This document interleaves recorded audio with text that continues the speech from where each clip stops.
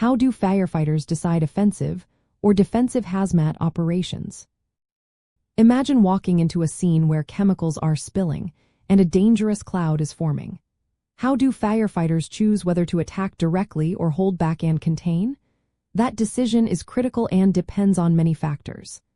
Firefighters start by doing a thorough size-up of the incident. They look at what hazardous material is involved, how much has been released, and what the potential impacts are. They consider the chemical's properties like toxicity, flammability, and how it reacts with other substances.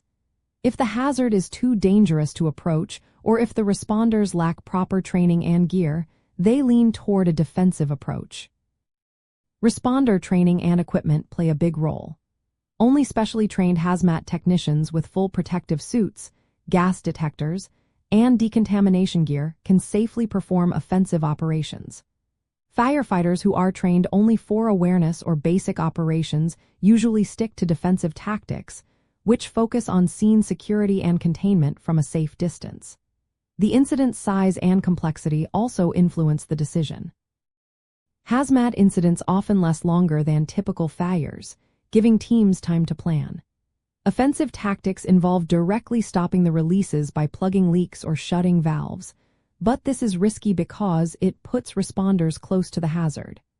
Defensive tactics aim to protect lives and property by establishing control zones, evacuating people, and using barriers or dikes to prevent the spread of chemicals.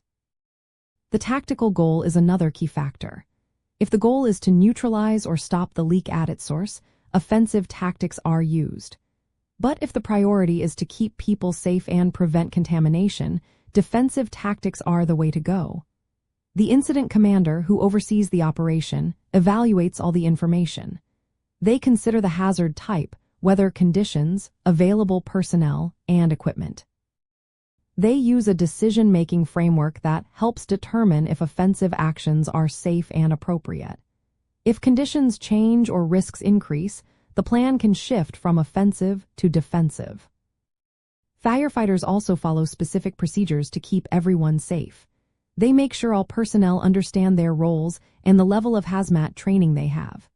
Proper protective gear and tools are essential for the chosen strategy. They set up hot, warm, and cold zones to control access and exposure. Clear communication and accountability are vital, especially when switching between offensive and defensive tactics. When a specialized hazmat team is needed for technical interventions, firefighters coordinate closely with them.